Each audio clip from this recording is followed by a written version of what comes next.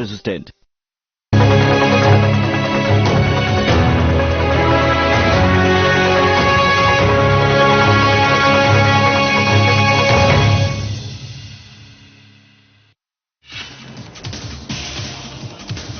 किन्नौर में vibrant village programme का आयोजन सीएम सुखविंदर सिंह सुक्खू और ऊर्जा मंत्री आरके सिंह ने लिया हिस्सा।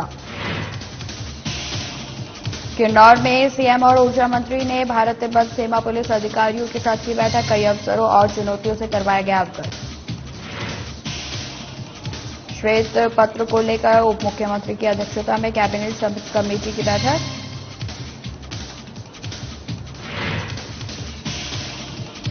शिमला में 7 नई दुकानों का विधायक हरीश जनार्दन ने किया दुकानदारों को समर्पित। कहा, नई दुकानों से बनेगा शहर स्मार्ट। धर्मशाला में बीजेपी प्रदेशाध्यक्ष ने साधा सुखविंदर सिंह सुक्खू सरकार पर निशाना। कहा, कांग्रेस सरकार के 6 महीने पूरे हो चुके हैं। नमस्कार, स्वागत है आप सभी का हिमाचल की खबरों में। मैं आपके साथ निकिता कश्यप। बुलेटिन की शुरुआत करते हैं। केंद्रीय ऊर्जा मंत्री आरके सिंह और प्रदेश के मुख्यमंत्री ठाकुर सुखविंदर सिंह सुक्खू ने किन्नौर जिले के चितकुल गांव में वाइब्रेंट विलेज प्रोग्राम के तहत आयोजित संवाद कार्यक्रम में भाग लिया। वहीं इस कार्यक्रम के दौरान केंद्रीय ऊर्जा मंत्री ने और मुख्यमंत्री ने स्थानीय लोगों से संवाद किया और जन शिकायतें भी सुनी, जहां उन्होंने क्षेत्र के लोगों को उनकी सभी जायज मांगों पर विचार करने का आश्वासन दिया। साथ ही आपको बता दें, केंद्रीय ऊर्जा मंत्री ने इस अवसर पर लोगों को संबोधित करते हुए कहा कि वाइब्रेंट विलेज प्रोग्राम उत्तरी सीमा में बुनियादी सुविधाओं को मजबूत करने और शहर के समान सभी सुविधाएं प्रदान करने के लिए केंद्र सरकार की एक पहल है। उन्होंने कहा कि वाइब्रेंट विलेज प्रोग्राम के तहत किन्नौर जिले के छितकुल, पुहू, नाको, लियो और चांगू गांव को विकसित किया जाएगा। वहीं मुख्यमंत्री ने स्थानीय लोगों से संवाद के दौरान कहा कि प्रदेश सरकार ग्रामीण क्षेत्र के लोगों, विशेषकर जनजातीय क्षेत्र के लोगों के लिए विकास के लिए कृत संकल्पित है।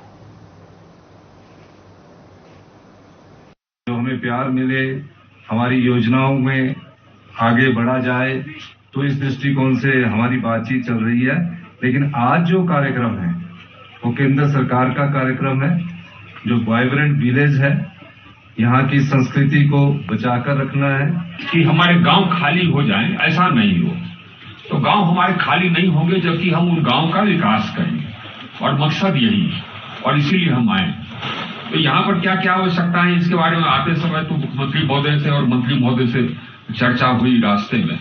ये बिजली की व्यवस्था ऐसी हो जाए ताकि 24 घंटे बिजली रहे, कभी जाए नहीं। और उसके लिए उन्होंने कहा कि सोलर 1 मेगावाट लगा दिया जाए। हमने देखा कि आपके डिमांड में लिखा हुआ है कि 2 मेगावाट।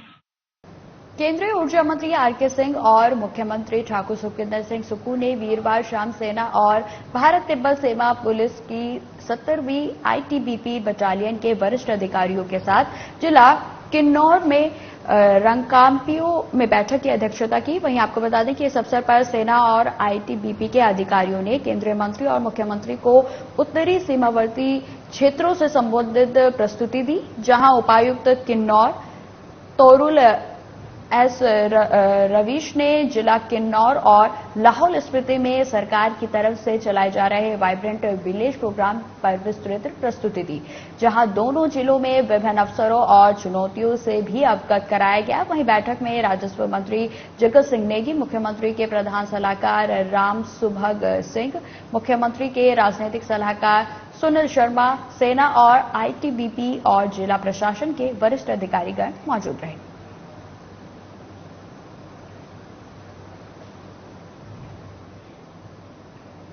प्रदेश के वित्तीय हालातों को लेकर श्वेत पत्र लाने पर आज उप मुख्यमंत्री की अध्यक्षता में कैबिनेट सब कमेटी की अध्यक्षता में उनके कार्यालय में बैठक आयोजित की गई, जहां प्रदेश सरकार की ओर से इस संबंध में कैबिनेट उप समिति का गठन किया गया, जिसमें कृषि मंत्री चंद्र कुमार और ग्रामीण विकास और पंचायती राज मंत्री अनिरुद्ध सिंह ने इसके सदस्य हैं। लेकिन बैठक में मंत्री चंद्र कुमार आज उपस्थित नहीं रहे। वहीं बैठक के बाद उप मुख्यमंत्री मुकेश अग्निहोत्री ने बताया कि पिछली सरकार के कार्यकाल के दौरान वित्तीय कुप्रबंध रहा, जिसकी वजह से कर्ज का पहाड़ खड़ा हो गया है। पिछली सरकार की गलत नीतियों की वजह से प्रदेश ओवरड्राफ्ट हो गया है।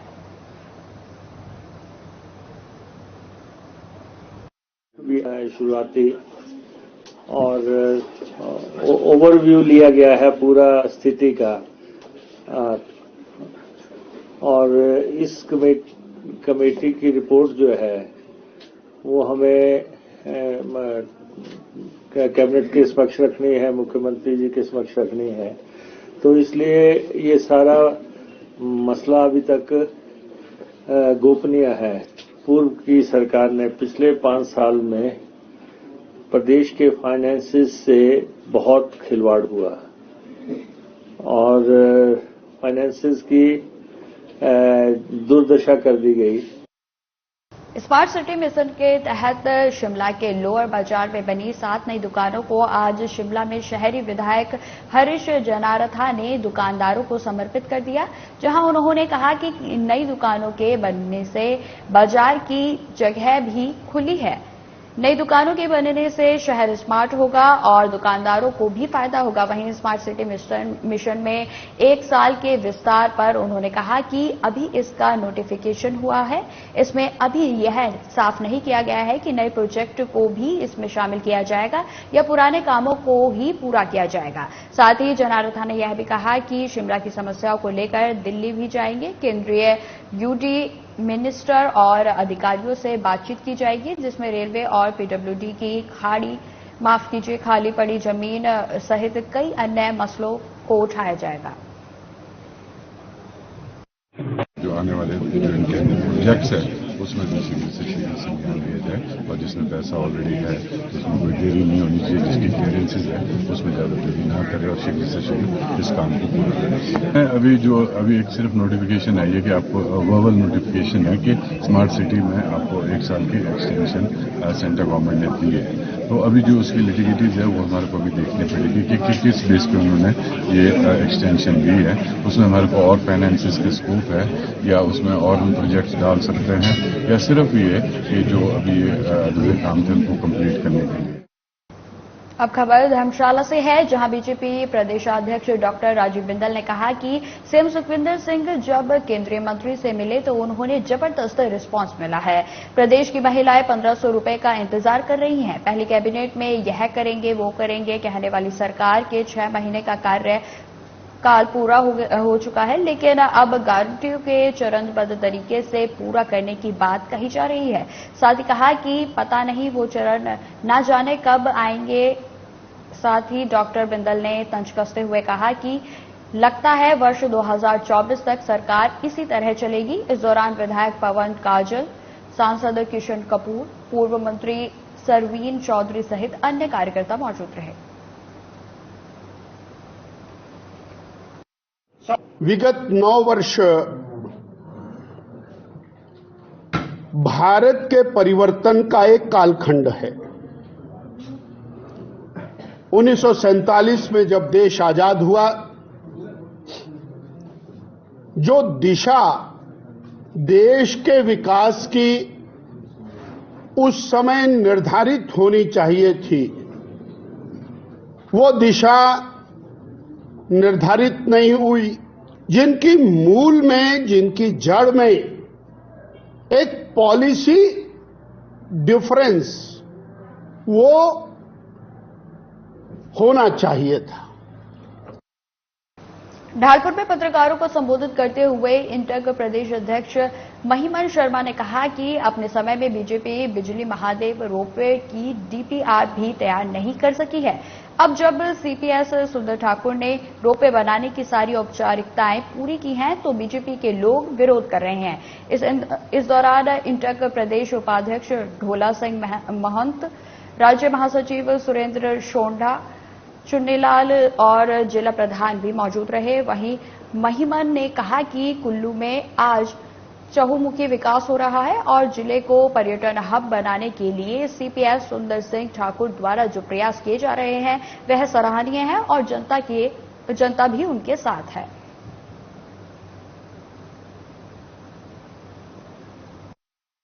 जहां तक रोपवे की बात है, न केवल कुल्लू जिला को बल्कि लगभग जो टूरिज्म यहां पे बढ़ेगा उससे सभी लोगों को फायदा होगा।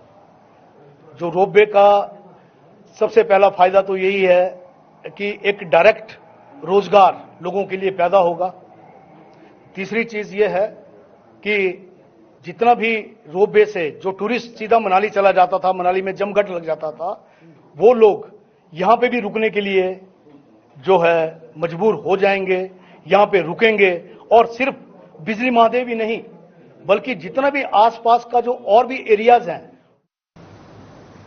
21 जून को विश्व योग दिवस है, जिसको लेकर नाहन में इन दिनों स्कूल में योगा ओलंपियाड की प्रतियोगिता आयोजित की जा रही है। ये प्रतियोगिता खंड स्तर से लेकर राज्य स्तर तक होगी और इसमें चयनित टीम 21 जून को दिल्ली में होने वाले योग दिवस कार्यक्रम में भाग लेगी। वहीं इस कार्यक्रम में देश के प्रधानमंत्री नरेंद्र मोदी भी भाग लेंगे और जनता को संबोधित करेंगे। इसी को लेकर आज नाहन के वरिष्ठ कन्या स्कूल में जोनल स्तर का योग ओलंपियाड आयोजित किया गया, जिसमें नाहन जोन से सरकारी स्कूलों ने भाग लिया।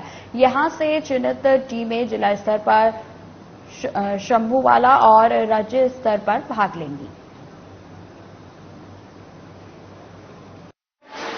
DP government senior secondary school Vikram का बाग, आज जो ये आयोजन यहाँ पर किया गया है जोनल स्तरीय योगा ओलंपियाड का, इसमें जो भी छात्र छात्राएं प्रथम द्वितीय रहेंगे और उनका सिलेक्शन यहाँ से राजकीय वरिष्ठ माध्यमिक पाठशाला बनकला में 9 जून को जो जिला स्तरीय योगा ओलंपियाड की प्रतियोगिता होगी उसके लिए सिलेक्शन किया जाएगा। यहाँ पर 4 स्कूलों ने इस प्रतियोगिता में भाग लिया है और इसके बाद जो राज्य स्तरीय प्रतियोगिता के लिए सिलेक्शन होगा वो होगा government senior secondary school Bankala से। सोलन पुलिस ने जिला प्रशासन और नगर निगम को नींद से जगाने के लिए एक पत्र लिखा है। बता दें कि यह पहला मौका है कि जब एक सरकारी महकमे को दूसरे सरकारी महकमों को उनकी शक्तियां याद करने के लिए पहल करनी पड़ रही है। जानकारी के मुताबिक पुलिस विभाग को इस तरह का पत्र लिखने के लिए विवश होना पड़ा है, क्योंकि मामला गंभीर है। जहां शहर के माल रोड और राजगढ़ रोड पर लग रहे ट्रैफिक जाम से अब पुलिस भी परेशान हो गई है। जहां शहर के इन दोनों सबसे व्यस्त रोड पर अतिक्रमण के चलते लोग सड़क के बीचों बीच में चलने को मजबूर हैं। माल रोड पर तो सरकार ने लोगों के पैदल चलने के लिए करीब 20 लाख रुपए की लागत से फुटपाथ का निर्माण भी किया था, लेकिन आपको बता दें कि इस पर भी कई दुकानदारों ने अपना सामान रखा हुआ है, तो कहीं फल और सब्जी विक्रेता अपनी रेहड़ी लगाकर बैठे हुए हैं। पुलिस ने जिला प्रशासन को लिखे पत्र में स्पष्ट किया है कि माल रोड और राजगढ़ रोड पर कई दुकानदारों ने अपनी दुकान के बाहर फुटपाथ को रेहड़ी वालों को किराए पर दिया हुआ है। फुटपाथ पर अतिक्रमण होने के कारण लोग सड़क पर चलने को मजबूर हो गए हैं, जिसमें दुर्घटनाएं भी हो रही हैं। जो है इस संदर्भ में जो है प्रशासन को पिछले 6 महीने से 8 बारी लिख चुके हैं लेटर के लिए, और हमने 283 और 114 पुलिस एक्ट के तहत मुकदमे भी दिए हैं, पर जो काफी नहीं है, जिसका कारण यह है अतिक्रमण हटाना प्रशासन का व कॉरपोरेशन का दायित्व है। जिस संदर्भ में कॉरपोरेशन को माननीय डीसी साहब को लिख चुके हैं, जिस संदर्भ में एक पीछे जो है मीटिंग हुई है।